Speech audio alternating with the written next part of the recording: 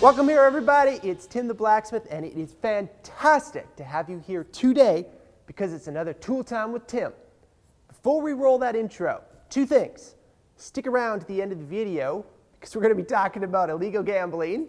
And number two, we got to figure out what we're going to do with that axe from last week.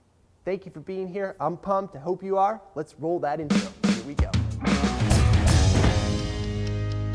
Okay, now that I got the coil spring all straightened up, I'm gonna get the forge going here so we can make this center punch.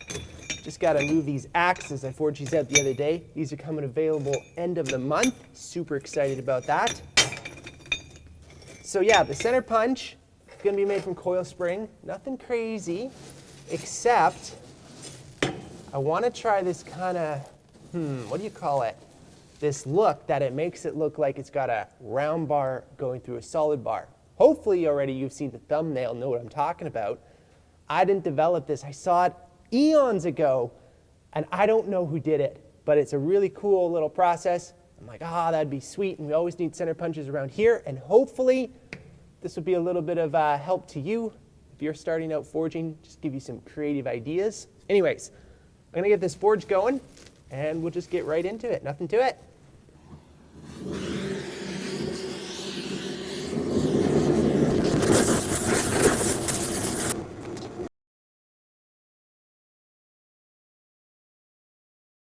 Okay, so I got my first piece of coil spring cut here, 7 inches long, and we don't have to do a terrible lot of forging on this one, but we will have to do a little bit of file work.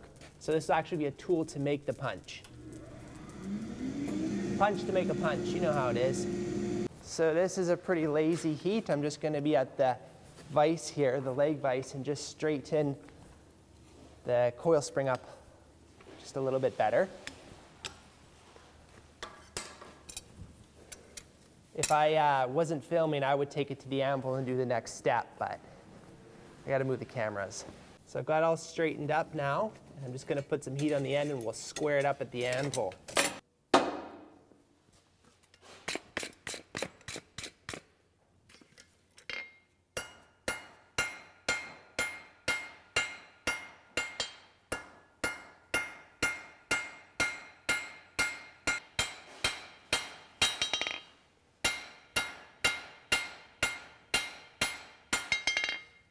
Okay, so I got it all squared up. That's pretty much all we have to do on this guy. People sometimes ask about the tapping at the anvil here when I'm missing or not hitting the steel. And what that is it's just sort of like keep the rhythm, a little bit of a reset. You're either adjusting your tong hand or turning your part, or you just got to have a little bit of time. So that's all it is. So now I'm going to just turn this around and drop it. Fail. Do a little bit of work on this end, and then we'll let this cool off. People are asking about my titanium hammer. I made this back in, I think it was fall or early fall last year. And I actually just did it for the video, just for the sake of making a titanium hammer. But I'll tell you what, there's going to be a full review coming on it. But I will walk across the shop to pick up this hammer to use it. So this is just going to be working the other end now.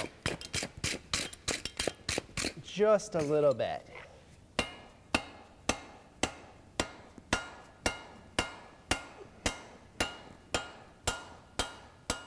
You know what? I should actually just cut that. There's different ways you can go about this. If you actually just cut it on a hot cut, you know, I'm going to just do that actually. I'll show you. Actually, just before I cut it off, I'll show you why I'm going to cut it off.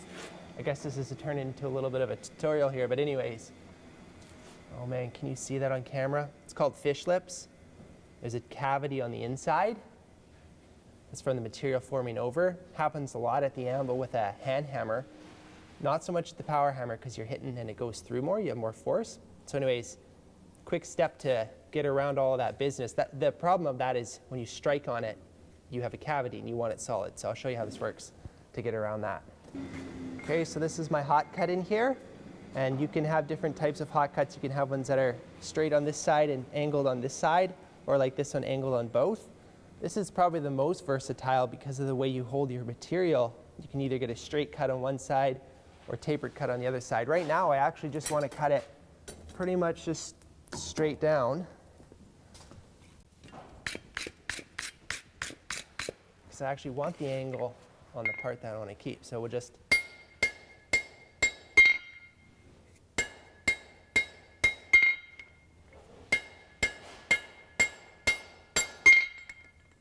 my tong is a little bit loose. Makes it very challenging to do a good job with this.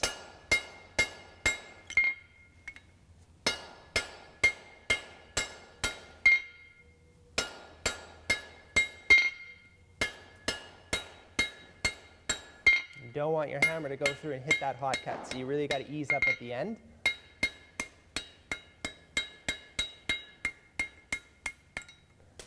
Okay, so there you can see I've got a nice little taper there, and then when I go back to the anvil here and forge it, I won't get that fish lips. Okay?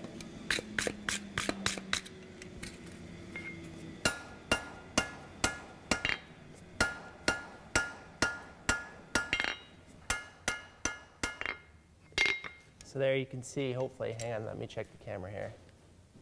Oh yeah, you can see. It's like flat across, just that little nub. And I got a little bit of taper, so it's all pre-work. So I'm actually just gonna do a little bit of hot rasping just to clean that up, and we'll let that cool off. So hot rasping is a super cool technique for basically hot filing steel. A rasp, this is from a farrier. They use it on the hoofs of horses. It has a file on one side and the rasp on the other. And these are worn out.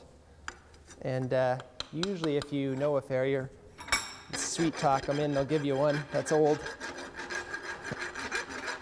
So I'm just using the file side right now, and then if you really want to move the material,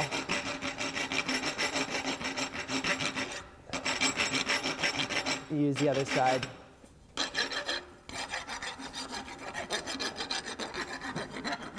Okay, that's that side. That's ready for striking. I'm just going to clean up the other end a little bit. It is important that this one is nice. Okay, so I'm going to start on the actual punch now. It's a piece of the same coil spring, just 5 inches long, and I just got to square it up. So you can do that at the anvil, but I've done my time at the anvil, so I'm going to go over to the power hammer and use that.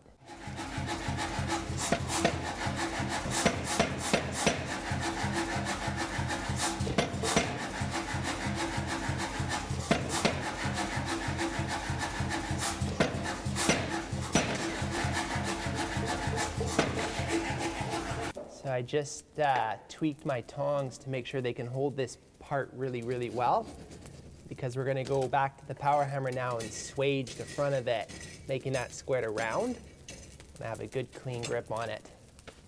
If you don't have a power hammer, you can just do the swaging at the anvil, just make up a swage. I just don't have one made up for the anvil because I have the power hammer, so we'll just do it there. I'm also going to be very careful to keep the heat just in the part that I need to swage. So it'll be about that long. I don't want it long because then this thing will start to bend on me, and then it's super hard to keep a clean swaged bit on the front. It's always good to control your heat. Man, this is turning into a full-blown tutorial. I wasn't expecting that today, but hey, I'm just loving it. I hope you are too. See how it edits up. Take out all my jabbering. Anyways, let's go.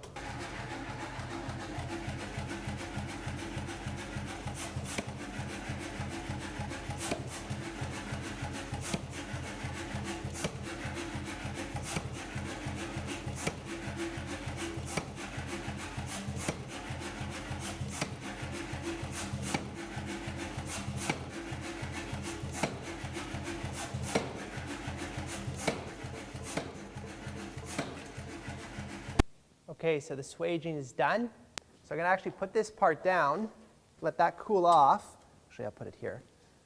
And then I need to make up a square swage for my anvil here. If I had a swage block, I would use that. I don't. So I'm just going to quickly make up a swage, and then we're going to go back to that first tool, and then we'll finish up the punch here. So we're going to find a nice juicy piece of steel here.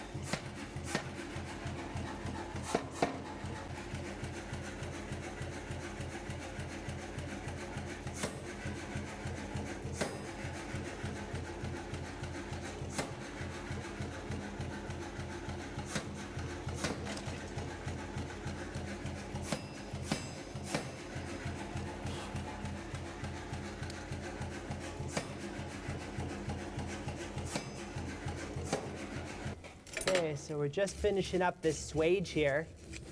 Hopefully this will be the last heat. I just do a custom fit to the anvil just so it's a really good fit on that hardy hole. That's the square hole. All right.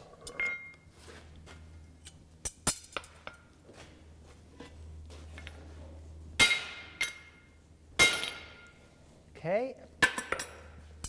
See if it, yeah, it lifts up good or decent. Looking for my bigger pair of tongs here. I'll make it fit both ways. It makes it a little bit looser.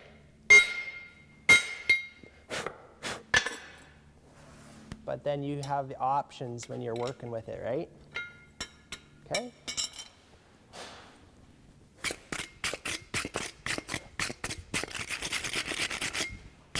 Definitely could have been a little bit prettier if I took more time on it, but it'll get us through this job. So I'm gonna let this thing cool off now.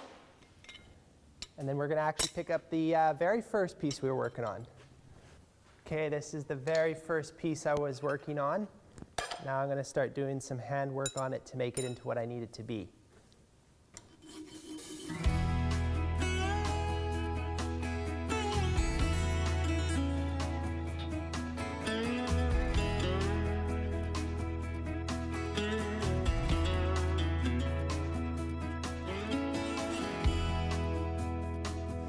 Okay, so I've got this punch all filed the way I want it to. It's definitely a weird looking punch.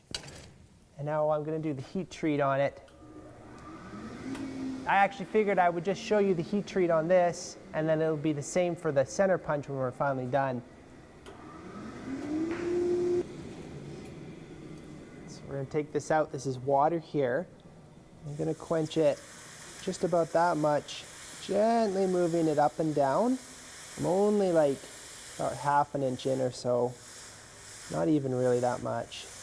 Okay, and then what I'm gonna do, and this will be really hard to see on camera, I'm actually gonna use my file, and now I'm just watching temper colors, and temper colors starts as a straw color, and then it goes into a purple, blue, and then it disappears. If you're wondering what that looks like, just look it up online. And there's a lot of heat in here, and it's hard here, and so the heat is gonna creep out, and it's actually going to soften the front of it. And if I would leave it like this, it would probably crack because it's so hard. So we're basically bringing the heat, drawing the temper, it's called, introducing toughness, softness into the steel. I actually wish I had a little bit more heat in the back. Those temper lines are really slow. And they creep up. It's always a mystery when you've never done it with steel you used before, so this junkyard steel, coil spring. First couple tools are always a little bit risky because you don't know what's going on. You can do tests if you want. If I was doing a whole bunch, like for example the axes of the railroad steel, we tested that pretty seriously to know how we want to heat treat it to get consistent results. And then that's great because we have 30 feet of rail that we're making all the axes from, so your time into it is good. With these one-off tools, it's not as easy to set aside the time to really figure it out. Awesome, so we'll let that cool off now, and then we're gonna give it a go and see how this works. All right, gonna give this a go here. Try out all our tooling we've been working on. So this is the punch here now. I'm gonna pick my spot right about there.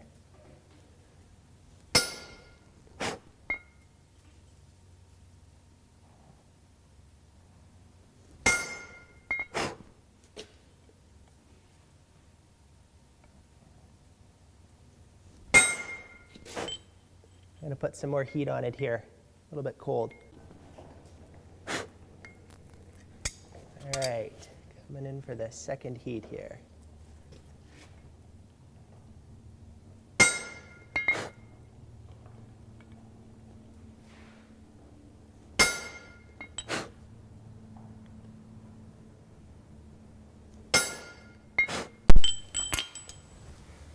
Okay, that's awesome. So next up, I'm just going to go heat it up and then put it back to the vise to just square it up, make sure it's straight. And then I'm going to keep going up and get my 3 marks there.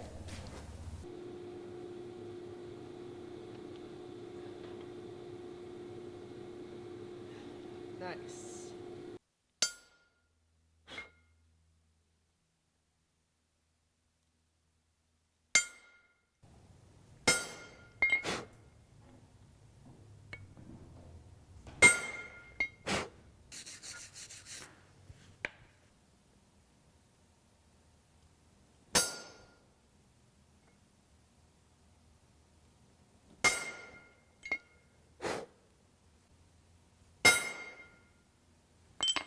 All right.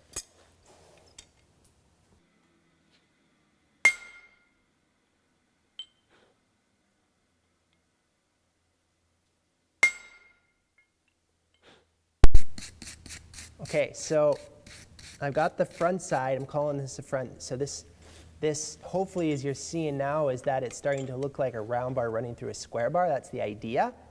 And then these 3 grooves now are going to be where you hold it with your hand when you use it as a center punch. So what I wanted to do is I wanted to put one landed right on the back on center of the middle one, and so that would be where your thumb would hold it. So this one's going to be more tricky because I got to really land it accurately, but I'm going to give it a shot and see how it goes.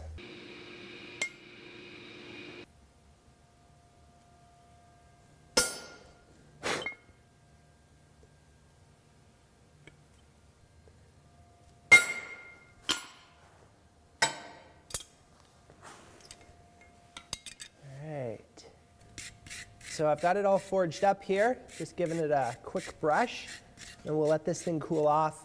I'm just going to grind the front here, a little bit on the back, but you can really see how this is starting to look like the round bar is going through the square bar, which is really what I was going for this. So the 3 fingers you'll put into here, and then the one on the back to hold it, to use it as a center punch, but it's really just a visual, interesting piece. So I'll just put that over here to cool off. All right, I'm going to let this just cool off here, and then we can just do the grinding on it. So how about that illegal gambling last week, hey? Thank you to everybody who entered the raffle, and I was so frustrated with myself and felt so stupid that I did not even think that our raffle is illegal because it's gambling in Canada. And so I refunded everybody's money, sent an email out. Hopefully that's all taken care of. If you have any issues with that, please talk to me, contact me, but haven't heard anything, so I'm assuming that's good. So I was like, well, how do we make this work? And I spent a ton of time looking at doing something like that, and I just can't figure out legally how to do it. So if anybody has experience with running raffles legally, let me know. And then even for giveaways, it's like super frustrating. You can't set up a Patreon page and then say, anybody who is a Patreon, I'm going to do a giveaway, because then that becomes a raffle. It's just frustrating. So what I'm going to do with this axe, if you didn't see the video last week, I restored this little axe hatchet. What I'm going to do is put this up for auction. So I've got an eBay listing right now. It'll be up when this video uploads. I'll put the link below, and we're going to run this as an auction. And again, this money I want to take specifically, put it straight into getting some upgrades for the shop, for the filming, doing some light upgrades, and also just push it into content for you. So just consider this auction as a supporting this channel. If you like what you've seen here and want to support us that way, I would super appreciate it. So the link is below, and we're going to run the auction for 5 days. Try it out. We'll see if this works, if this is something good. And again, just appreciate every single one of you coming along and watching the videos and subscribing. I'm really excited about this year. I've got some really big projects we want to do, so would love it if you would just continue to watch the videos. Patreon, I've spent a lot of time, lost some sleep thinking about this, and I'm still not quite sure I'm there. To those of you who have said, Tim, just do it, we'll support you. Thank you so much. I'm going to still sleep on it a little bit, and I'll update you if anything comes out of that. So for now, I'm going to quickly jump back to this center punch, do the grind job on it, and then get it all set up for the final shots to show you. No, I'm not going to say anything about the gambling. That's done. Okay. This is not okay to be doing illegal gambling, Tim. That's not cool. All right, here we go. Okay, I've got it all ground up, and so now I'm just going to stick it into the forge here, and we're just going to do the heat treat on it. All right, here we go.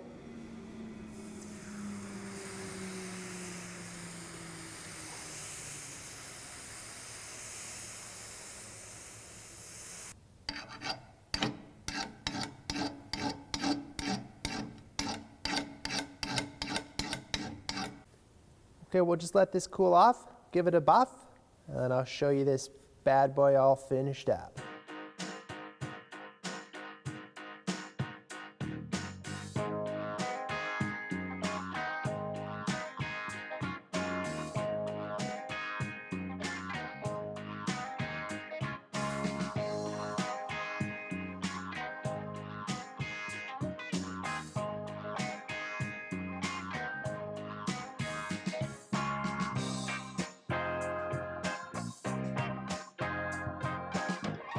All right, so I really like the way this thing feels with the 3 grooves and then the one for your thumb.